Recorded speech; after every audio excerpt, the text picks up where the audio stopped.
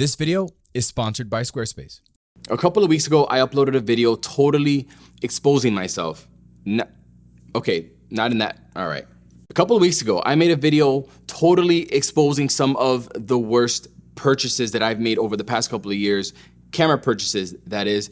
And you guys agreed. I mean, how can you not? I made some pretty sus decisions. But I think that it's only fair now to talk about my best camera purchases, okay? So these are the pieces of gear that I feel that I cannot live without. Not just things that I like, because we'll be here for a whole hour. Coming from someone that owns a lot of different Sony gear, and I'm talking the majority of the latest cameras, right? Like A7R5, A1, A7 IV, FX3. My FX3 got stolen, but I got the A7S III FX30. You get the point. Out of all those cameras, the one that's the most important to me for my photo and video production, the Sony ZV-E1. Might be surprising, I know, but let me explain to you why. Actually, let me just switch to it. I think it's a better way of showing off, like, why. Okay. The Sony ZV-E1 has a feature that no other camera or any other Sony camera has, and it's called center framing, and I'm using it right now with the 14mm 1.8. It's a very wide angle lens, but with center framing, it crops in the image. And now what it does is that it keeps me, see, in the center of the frame. If I can move this way, I can spin out of here, spin out of frame, come back in, and it'll find me again, and it'll start tracking me again, which is amazing for solo creators like myself that don't have a videographer here to film you. You know, a static tripod shot gets kind of boring, gets really old fast. This gets you a more dynamic shot straight out of camera. You know, make adjustments, it'll follow you, boom, boom, boom. And let's say if I'm in the center and let's say you can't see the model because she's over there, you can actually lock the composition. Manually, I could make sure that I place myself on this corner of the frame and the camera's always gonna put me on this corner. So now you can see what's going on over there. If you have seen my worst purchases video, you know that I'm obsessed with finding the perfect tracking camera or gadget so that when I'm in the studio working, I don't have to worry about just having one boring tripod shot the entire time. So this, super clutch. Reason number two, the Sony ZV-E1 can do almost anything that my A7S III and my Sony FX3, which recently got stolen, it can do anything those cameras can do for what I need. I'm not running a professional cinematography business, I'm running a YouTube production. And for this camera, my FX3 is usually locked into this spot right here with the XLR handle, and I got the audio going directly into the camera. Sony ZV-E1, I could put my K3M module onto this camera and get professional audio. My Sony A7S III is usually locked into my slider for my product shots that I like to do with a macro lens. And it's locked in at 12,800 ISO, so I could stop down the macro lens to like f8. With the Sony ZV-E1, same sensor, I can lock it in at 12,800 with the same macro lens and get the same exact output as my A7S III. So I'm not worried about overheating. In my production, actually the Sony ZV-1 doesn't overheat as fast as how people think. The A6700 overheats faster than this camera with the full frame sensor. So this camera, it just wears a lot of different hats in my production. That is why it's one of those things that I can't live without. You know what? There's one more thing that I can't forget to talk about. You know, this is a full frame camera and, you know, full frame lenses are bigger. But if you use dynamic active stabilization, with that heavy crop, you can put an APS-C lens like this 11mm 1.8, which is a very small, lightweight APS-C lens. With dynamic active, it doesn't vignette. And so you could totally vlog with it or put it on a tripod or just travel with it. And this is it's a very lightweight solution with some insanely good image stabilization. So the versatility of this camera, again, one of the reasons why I love it so much. Since nowadays, I am mostly a studio photographer, I have some items in here that I feel like I always need. This right here is the Westcott Eyelighter 2. This is a curved reflector. I don't know why, but when I first seen this, and it's been around for a while, I always associated this with corporate headshots and just not like beauty glamour work. I don't know why. But my friend Lynette, and she's gonna laugh when she sees this, but she was like, you should try using this for your portraits, your creative work.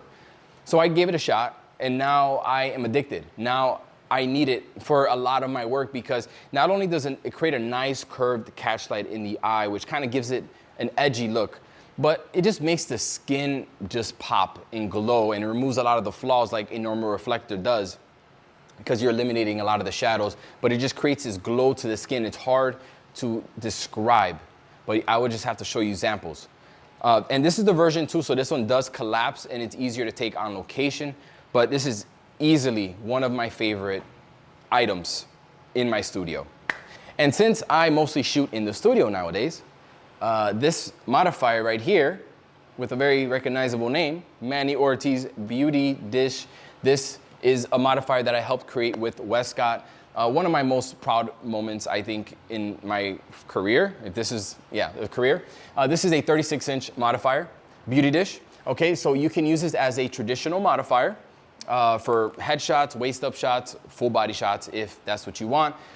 Or you can use it as a traditional beauty dish, and you can you can just put a beauty dish plate in there. It pops right on there, and you can get that nice sculpting light that you would get from a beauty dish. So very versatile modifier. I shoot about 95% of my work with this right here. One of the most important pieces of gear in my studio, this Rhino Arc 2 slider. If this place was burning down to the ground, I'm saving this thing from the fire, because this is how I do all of my product B-roll for my videos. And that's important to me because I try to separate myself from other creators on YouTube, and I try to create this visual experience with these cameras. And you know, it's something I pride myself in, and also it's like therapy to me, to be honest. Like, I'm here for one thing that you guys don't see in the behind the scenes production of these videos. I spend like 2 to 3 days, like a full shift, like 6 to 8 hours, just here messing with this slider, doing B-roll, messing with lighting, incorporating smoke, incorporating different elements into these videos. And it's like therapy to me, to be honest. I really enjoy it.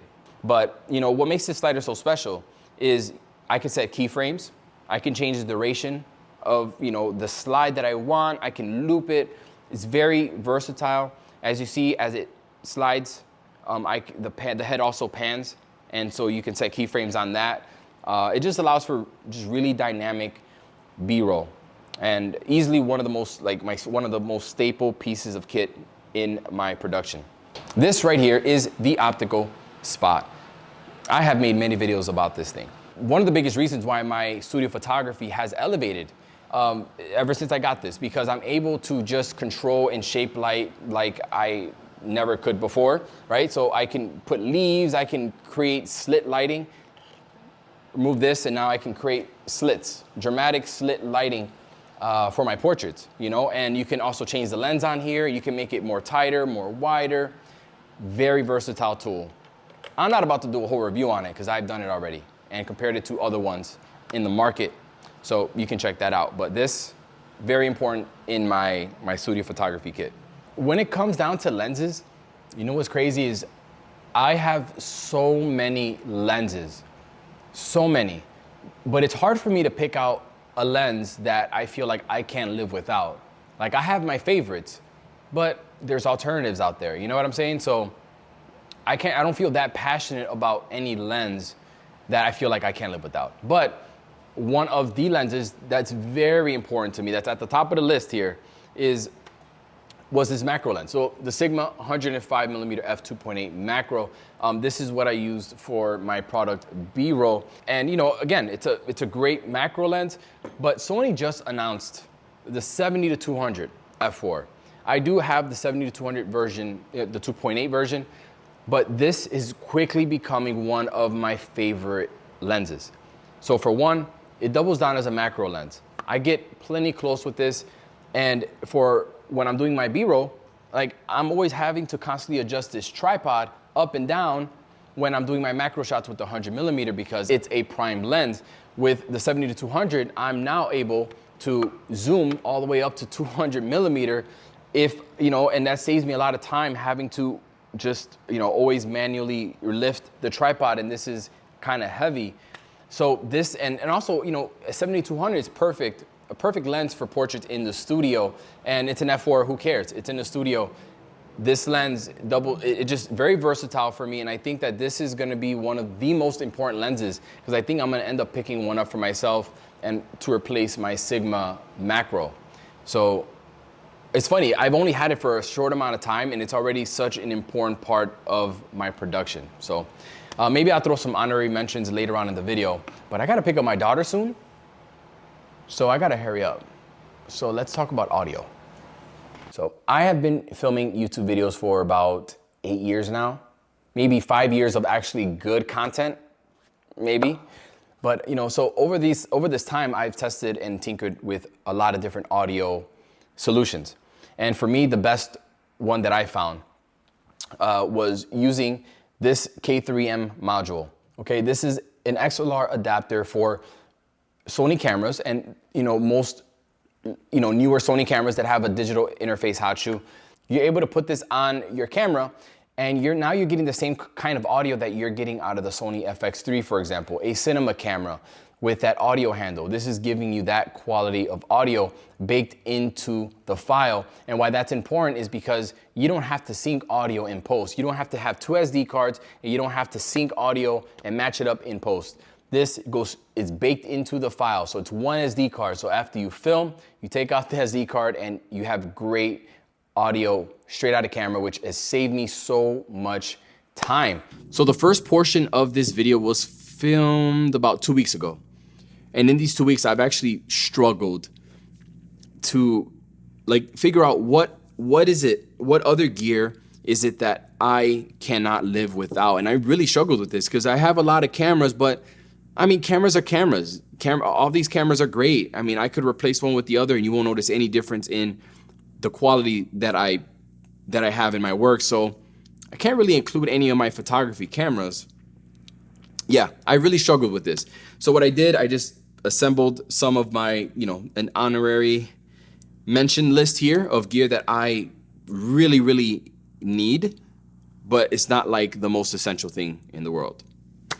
So, but first, I do want to send a shout out to my sponsor for this video, and they keep the lights on in here, and that is Squarespace. If you have been looking to start a website, blog, or an online store, you need to check them out ASAP. Every entrepreneur needs a website, and with Squarespace, you don't need to have any kind of graphic design skills to start. It's so easy to use. They have 24/7 customer support. If you ever get bored of the look, you can choose from a bunch of pre-made templates and switch everything up at a click of a button. You can also start your own online store like I did, where I sell my Lightroom presets and my retouching tutorial to make some passive income. If you want to check them out for yourself, use the coupon code Manny and you'll get 10% off your first purchase. So the first 2 pieces of gear on my list is the 35 and the 85mm focal length. So the 35 1.4 G Master is my favorite 35mm lens, and I have the 35-1.8 and the 35 1.4 Sigma, and they're both really awesome lenses. It's just this one, the combination of the size and the weight and the quality and the fact that you can take advantage of focus breathing conversation in these Sony cameras and stuff like that is the reason why I gravitate toward this one. But there really is no wrong way of purchasing, because there's a lot of great third-party options out there. The 85mm focal range, this is still my money portrait focal length. If I had to choose one, I'm choosing an 85mm. I rock with the 85 1.4 Sigma. This lens has never failed me. Quality, autofocus, everything is just always on point with this lens. So very important to me. Every YouTube creator needs a teleprompter, especially when doing these spec heavy videos that you just can't memorize everything.